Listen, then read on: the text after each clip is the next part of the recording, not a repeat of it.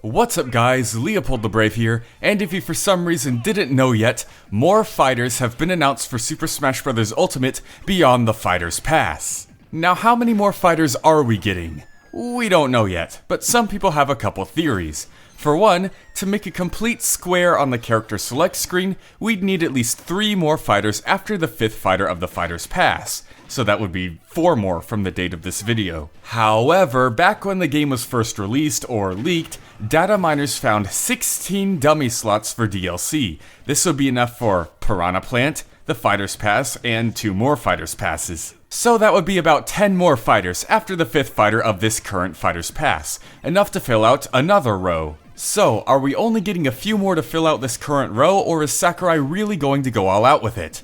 Only time will tell. In the meantime, let's speculate on several characters who could show up in these Fighters Passes. I'm going to try and keep them all third-party characters like the rest of the Fighters Pass thus far. Plus, Sakurai emphasized how he wanted to include as many different series as possible, stretching the record as long as he could. I'm also only going to talk about characters I know a lot about so I don't spread any misinformation. So while I am aware that characters like Doomguy and Ryu Hayabusa are super highly requested and highly possible characters, I know nothing about them, so I don't want to say anything that isn't true. With all that said, let's finally begin.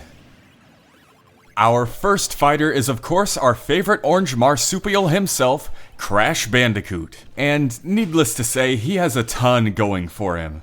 He was the unofficial mascot of the PlayStation. He does have a long history on Nintendo consoles as well. Despite having no history behind him before his debut on the PlayStation, he managed to beat and outsell Mario's jump to 3D. That is until Mario 64 got ported over and over again to pretty much every future Nintendo console. But also, Crash just recently made one of the biggest comebacks in video game history. He held one of the biggest roles in both creating the 3D platforming genre, but also reviving it. He's proven himself to be a huge gaming icon that can stand the test of time, and he deserves more than anyone else right now to be in Super Smash Bros. The only potential obstacles I see are his current IP owners, Activision. But even that's more of a coin toss. They'll either be super protective of their IP Crash and keep him to themselves, or they'll lend him to Smash because it'll bring them more attention and sales. Either way, Crash would make an excellent addition.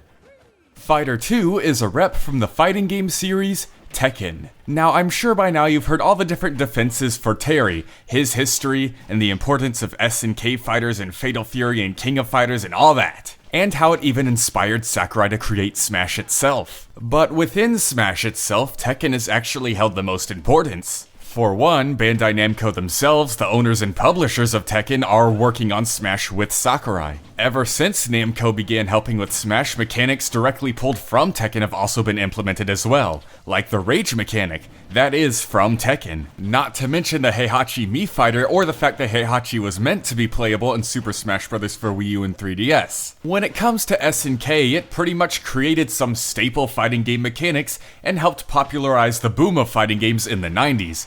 Pretty much exactly what Street Fighter did. The other side of Street Fighter's coin, the yin to its yang. However, Tekken's legacy is pretty much all its own. It helped 3D fighters become a genre since Virtua Fighter didn't go over well. And it held 2 very big #1 titles for the longest time. The #1 most successful fighting game franchise for over 15 years, until of course Super Smash Bros. Ultimate pulled Smash Bros. Ahead. And one of Tekken's most popular entries, Tekken 3, held the title of #1 best-selling fighting game for over 10 years until Super Smash Bros. Brawl. Tekken has a lot going for it with its own history in fighting games and in Smash Bros. If you still can't think of a moveset for Heihachi, then just use Jin. He's the actual protagonist, and has a lot more to offer with all of his powers. Fighter number 3 is Rayman, another huge long-lasting icon from the PlayStation. And honestly, I don't know how likely he is at this point. There's so many things going back and forth, making or breaking the possibility of him, it's nuts. He lost his fame to the Rabbids, but got it back with an awesome comeback.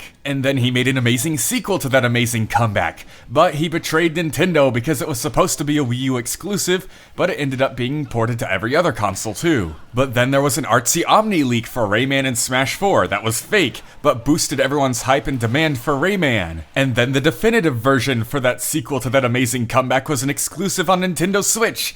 But then it didn't really go anywhere as Ubisoft isn't doing anything with Rayman at the moment. And then he lost his popularity once again to the Rabbids, with Mario plus Rabbids Kingdom Battle. And now he's a spirit in Ultimate, just like he was a trophy back in Smash 4. We don't know whether or not spirits deconfirm characters, but man, this just shows how much of a crazy ride it's been for our limbless legend.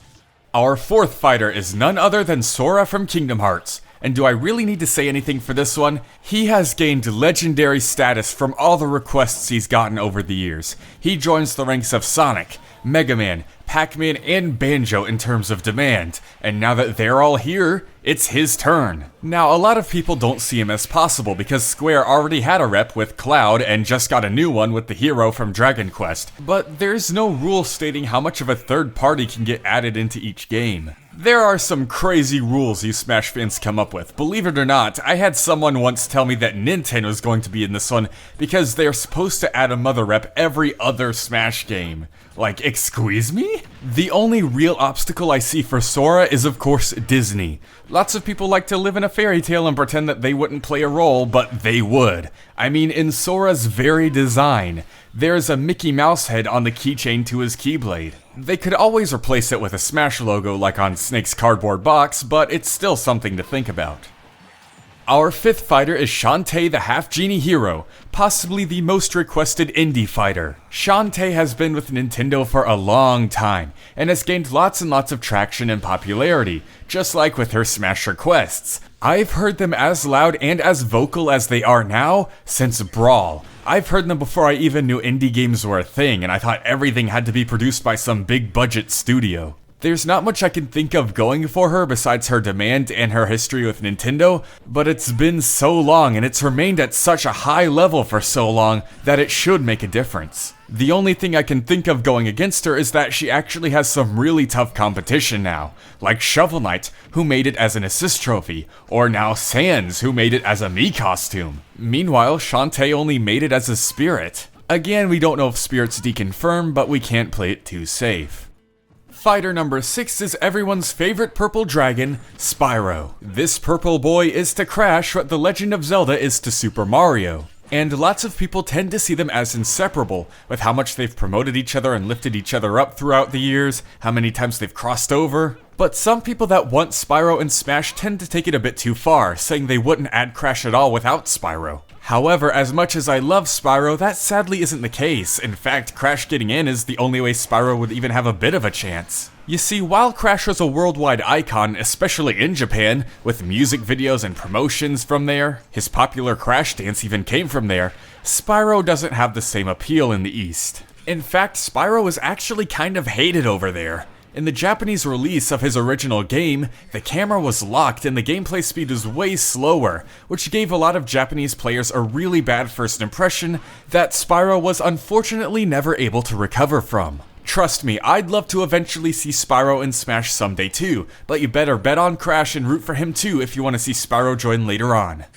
Fighter number 7 is a rep from Team Fortress 2, either the Scout or the Heavy. Now, I'd faint if someone from TF2 showed up in Smash, but they have no chance at all, let's be honest. Whereas Cloud has shown up on the DS in Kingdom Hearts spin-offs, or Joker appearing in Persona Q2 right before his reveal, Team Fortress 2 has never touched Nintendo before. However, that hasn't stopped a sudden boom of requests, either to counteract the possibility of Tracer as Overwatch just made it to Switch, or a lot of people just suddenly decided they want to see TF2 in Smash. Because after all, Team Fortress 2 does have a very huge legacy as a PC game. It's lasted over 10 years, it created multiple different types of online cultures with its memes and source filmmaker, and after all this time, it's still the #1 most played Steam game, with over 50 million people playing throughout its entire lifespan. Here's a comparison to put that into perspective. There have been as many people who've played TF2 as there are copies sold of every entry in the Super Smash Bros. Series combined. Team Fortress 2 is a very important and very huge game, with a mighty untouchable legacy.